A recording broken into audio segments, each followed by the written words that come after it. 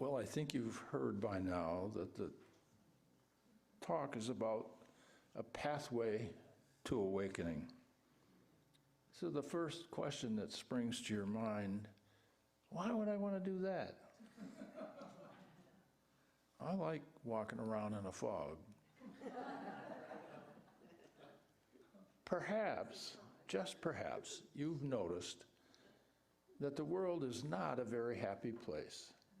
Have you noticed that? Yeah. There's a lot of hate, there's a lot of prejudice, there's a lot of lack and limitation and belief that the other guys are wrong. Have you noticed that? Yes. Well, one of my great teachers, Dr. David Hawkins, said over and over and over again, every chance he had to say this, he would say, the single most important thing that any human can do for the good of mankind is to raise their own consciousness level. In other words, to wake up. So, in order to wake up, it's important that you have in mind some of the basic principles on which the universe works. And that is, as mentioned in the reading this morning, that infinite unconditional love is simply another name for God. It's an energy field. It's not a being. God is, one of my metaphysics teachers at Unity Village used to say, God ain't no creature. And he was right, because it is much more like an energy field. It's an energy field that is everywhere equally present. Equally present. You can't be anywhere but in the field of infinite unconditional love. So you may think you're in a wasteland, but you're not. You're simply unaware of the existence of this energy field that blesses everything all the time. So it's simply not possible for you to be separate from this field. And the other part of this story is that you are not a human being. You are taken on the role of acting as a human being, but you are powerful spiritual beings. You are blessed with infinite power. You have the same power that this energy field that surrounds us imparts to you. And all that's necessary for you to be successful in waking up is to acknowledge that this is the case. Well, that might be easy and it might be not so easy. Because, you know, we have been blessed, some would say cursed, with this operating system that's sometimes called the ego. And it was designed originally to keep us safe, to keep us out of the hands of saber-toothed tigers and other things of that sort. But we sort of fell into using it all the time, even when it wasn't necessary. So consequently, we wander around looking for things that are bad and wrong. And we love, the ego just loves to revel in the travails of somebody else. And that's what the ego does. It judges, it compares, and it makes life very difficult. And if you go around judging everything as good or bad, that creates an additional impact on this energy field. And that's why Hawkins said the most important thing that we can do is to increase our consciousness, to awaken our consciousness to our potential, which is, as the reading suggested this morning, Christ consciousness. And that is our birthright. In fact, it already exists. And what is simply in the way is our egoic thinking to the contrary. So when we raise our consciousness, when we awaken, and some would call that awakening enlightenment, and it goes by a number of names, but that is what impacts this energy field. I mean, you've all walked into a room where there's been argument and strife, and you can feel the energy in the room. It doesn't feel very good. And what you do when you increase your own consciousness, awaken, and it's a step-by-step process. You know, some people have been blessed with instantaneous awakenings. Byron Katie was one, Eckhart Tolle is another, but most of us have to do it step by painful step.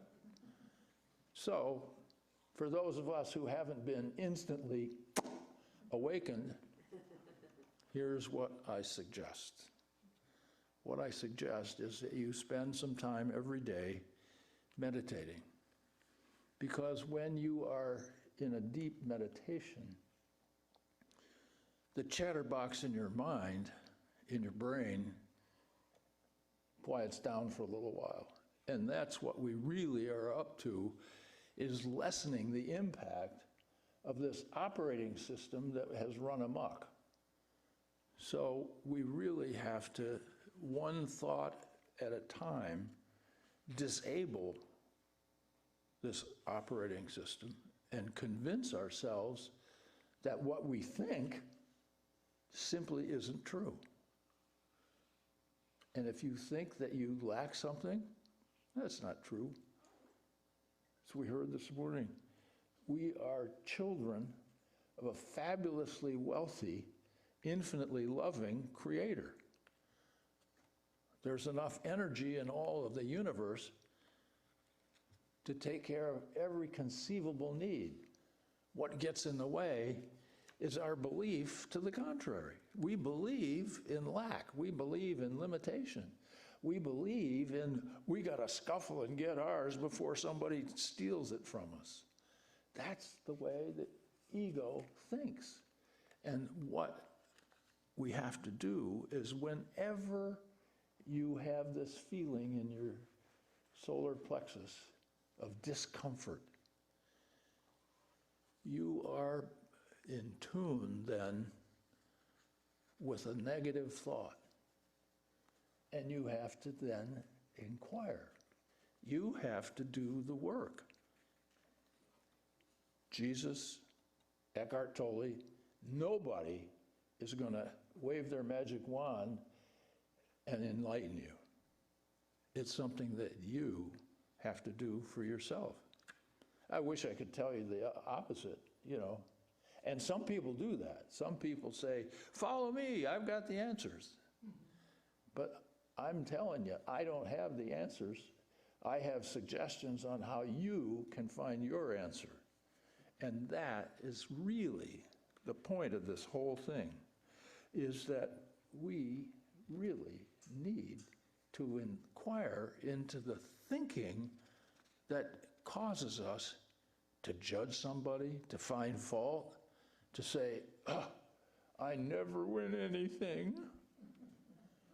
And when you have these thoughts, you are contributing to a negative energy field, and you are lowering your awareness of your own divinity.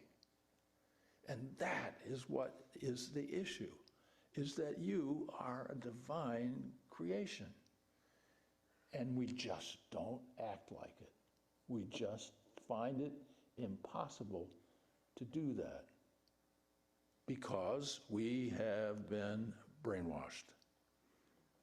And it's not because of evil intent on anybody's part.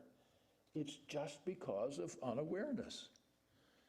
Divinity of all beings is not taught in very many places. And in fact, I know many of you have come from places where just exactly the opposite is taught. You are a miserable worm of the dust. You have no business being in this place unless you get some holy water sprinkled on you, or whatever the story is. You know how that goes. But I'm telling you that you are a divine creation. And it's up to you to bring that into your everyday living. No one can do it for you. It just can't be done, because the limiting factor is your operating system that has looked around and found lack and limitation and judgment to be the way to get ahead. And that's just not the case. That is simply not the case.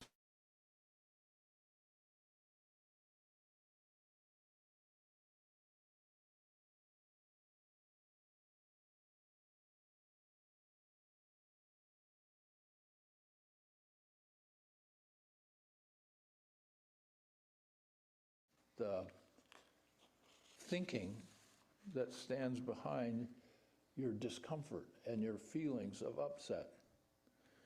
You can go online to Byron Katie's The Work and download this wonderful little Judge Your Neighbor worksheet. And it says, think of a stressful situation with someone, for example, an argument. As you meditate on that specific time and place and begin to feel what that felt like, fill in the blanks below, use short, simple sentences, and then it goes through the process of analyzing. And there are 4 questions that she wants you to ask about a thought. And the questions are, is it true? And the second question, if you answer yes, is can you even possibly know for certain that it's true? And the answer to that is almost surely no. And then the third question is, how do you react? What happens to you when you believe this thought? And you can say, whatever is so. Oh, I feel terrible, I'm angry, I'm just frustrated, or whatever. And then the fourth question is what sets you free. Who would you be without that thought? And those are tools that you can use to take this step-by-step process of letting go of your ego thought system. You're not gonna dispense with it overnight. You're gonna have to keep plugging away at waking up. This is a process that seems like it may take forever. It may take more lifetimes. Who knows? You never know how long it's gonna be or whatever it's gonna take. But the simple expedient of being able to contribute to the peaceful energy field of the world is a magnificent drawing card for those of us who feel frustrated about what am I supposed to do about all this hateful warmongering that's going on? Well, the answer is raise your own consciousness. Become more aware of your divinity. Energize the field that exists with positive, divine energy. And the other thing that will happen is that you will find your life is a lot less stressful, because you are not going to be worried about this or worried about that, because you know that whatever is showing up is a result of a confluence of energy work that has taken place. and it's just simply not going to be harmful to you. And I'm talking about the real you, not the false you, not the human body you, but the spiritual being you. Nothing can ever harm a spiritual being, period. Yeah, you can lose a body, you can get sick and be miserable and starve to death or whatever, but that is simply a process of learning the lessons that we've come to earth to learn. And that is that we are divine, and our mission is to extend love in every conceivable way that can be done. And that is what we're up to in this process called awakening. Extend love always. Everything is, the Course in Miracles says, only love is real. Only love is real. And so, your mission, if you choose to accept it, is to awaken. And that's what I think about awakening. Your turn.